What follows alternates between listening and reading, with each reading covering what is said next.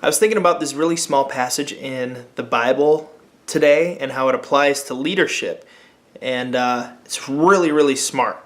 So I just want to share with you a little bit what it's talking about. It's from 1 Timothy chapter 3. It's talking about qualifications for leaders in the church. It goes through a whole bunch of different things like leaders should do this. They probably shouldn't be the kind of person who does this, do this, don't do this kind of stuff. But here's one that's sort of like for helping select leaders. Like if you're going to say like, hey, I want to raise you up in leadership, here are some things, qualities to look for in people, right? One of the things that it says though, like struck me as really, really important and also just a really good sort of leadership principle that I thought it'd be really interesting to talk about today. And it's chapter 3, verse 4. Says, he should be one who rules his own house well, having his children in submission with all reverence. For if a man does not know how to rule his own house, how will he take care of the church of God? I thought that was really, really interesting. I've read that before, but I was just thinking about it on the car ride home today, about how if you can't rule your house well, how would you be able to, lead people well in the church? And people, because it's written in that angle, right? But what if we flipped it around on its head and just thought of it like, what are the qualities that make it so a parent is a good parent, right? And then think about how can those same qualities then be brought into the leadership arena to help us be better leaders.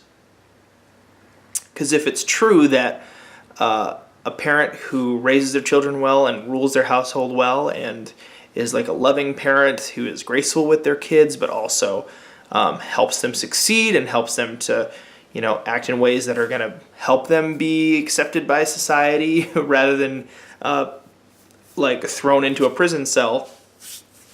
If a parent is good enough to be able to do that and then they take those same principles into leadership, Bible says that those same qualities make a good leader.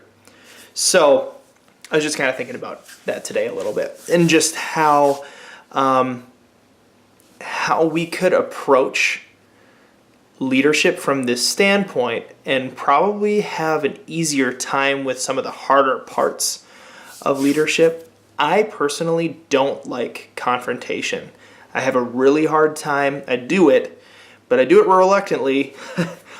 In the past, I've had a really hard time going up to someone and lovingly correcting them. Even if it's lovingly correcting them, I have a hard time doing it because I feel like on some part of their psyche is going to be damaged, or they're going to be really hurt, or I'm going to like bruise their ego in like a really, really bad way, like hurt their self-esteem, I guess. If someone's got an ego, probably should be bruised. But self-esteem issue, like you don't want to like just rip someone to shreds, right? And like make them like fall into a puddle of tears because you're correcting the way they're doing something, right?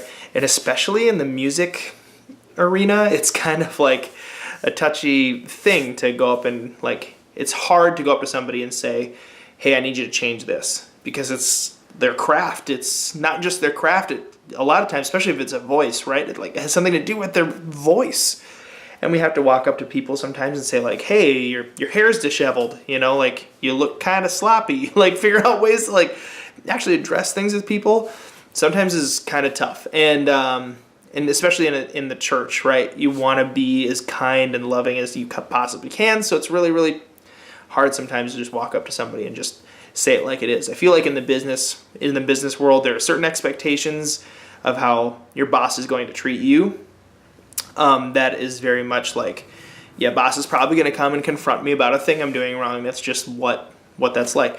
But in the church world, a lot of people have different perceptions of what a leader is going to do and how they're supposed to act, right? So they might be assuming that this pastor is all about taking care of me and helping me feel good and helping me to be, all that I can be, and sometimes that not quite accurate picture of what a leader or a pastor in the church should be, sets us up to hurt people. And so this is where this concept of leading like a good parent is, I think, so helpful, because my kids love me and I love them a lot. But I still have to discipline them, right, to help them succeed. I am blown away by my kids and how just how well behaved and awesome they are, but at the same time they're not cowering in fear of me, you know? Like I've seen in movies, right, where like there's like a really strict father who's like got all the rules and is like kind of abusive and in language or like physically or whatever, and the kids are like really, really rigidly like, yes, I'll follow all the rules, but they're like cowering puppies around their parents. That's obviously not the way that anybody wants to parent, right? To be that harsh, that you're just striking fear into the hearts of your kids. But you want to be a loving parent, but you also want to see your kids succeed, right? So you don't want to just spoil them or pander to their every desire, and then eventually when they have to go out into the real world, they don't know how to function because they're used to getting everything they want. Well, I think if we take some of those principles, right, and we apply them into leadership, we're gonna have an easier time approaching somebody. So, like who maybe needs to make a change, because it comes from a place of love and care, and also a place of I can then restore you to a place of honor when we're done having this conversation. Because it's not very often. No, I mean, I really have tried to make this a point out. Actually, I don't think I've probably messed up along the way. I'm not a perfect parent. But one of the things that I really value about discipline is when I've had to give a timeout or something for a behavior that is not acceptable in our family, right? When it's all said and done, I try to make sure that I go up to the kid afterward and say, hey, you know what, I'm really proud of you. I love you. I care about you. We obviously had to do this to help you to be able to succeed, because someday you're going to move out of this house, and if you act like that, you're going to get fired from your job or, something like that, right? Helping my kids to be able to succeed. Well, on the worship team, it's really not all that different, right? Let's say someone shows up late to rehearsal. Okay, this is like the prime example for bands, because if you're working with musicians, chances are people are showing up late. That's just how the cookie crumbles for artists and self-proclaimed artists. People who think they're artists, they're not really artists, but and then people who actually are artists tend to identify with this whole I'll just kind of feel it out, man, and just sort of take it as it is. Why we gotta be so strict and worry so much about timetables and rehearsing, and let's just play, let's just have fun. And so I've had to have a lot of experience in like coaching through that, but it's interesting though, like having been able to take an approach to leadership like with parenting, I think it makes some things easier. So let's take that example, right, where you've got someone who's showing up late. You can go up to them and you can be like a really strict parent who's just kind of like mean-spirited, right, and say like, hey, you show up late again, you're done. You're off this team, whatever. Like you could be like really, really harsh, right? And I think that kind of perception of a leader stops those of us who are afraid of confrontation from coaching people at all, because we're afraid we're going to come across like that, right? We're afraid that somebody's going to perceive us as like, man, that guy's a jerk, And on some, and on one side of the coin, we're going to have to have those conversations in one way or another, and sometimes people are going to just see us as jerks, even if we're trying to be the most loving, gracious person possible. It's impossible to make everybody happy and make everybody like you. But we don't want to be perceived like that by everybody, right? So because we still want to be able to influence people for Jesus and influence people in their lives and stuff. So, but what if we just approached it like a parent? How would you talk to your kid if they were late.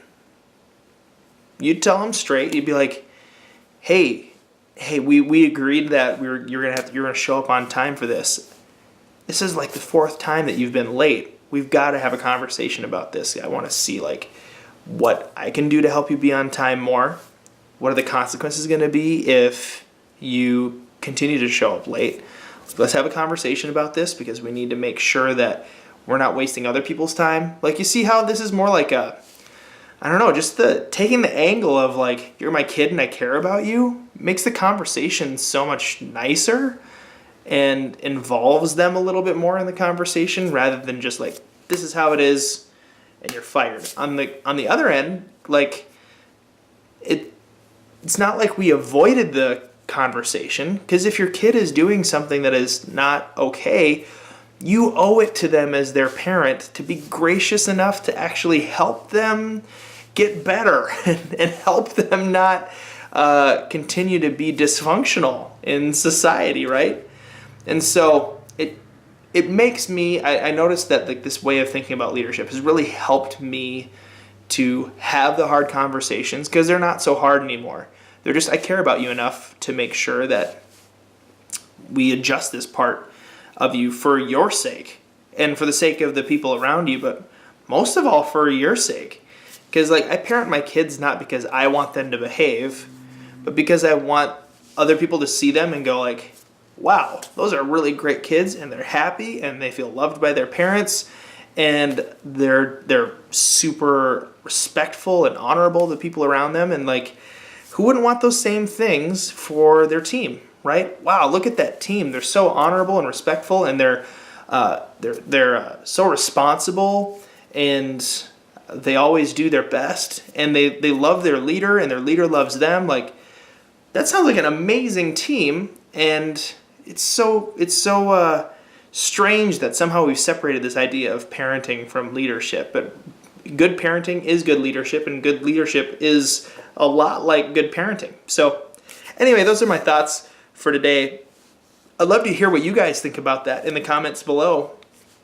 I know there's only a few of you watching right now, so if you don't comment, then that means you're just blowing me off. I'm just kidding. But yeah, if you leave a little bit of comments below, I'd love to hear from you. And till next time, thank you so much for hanging with me today. Peace.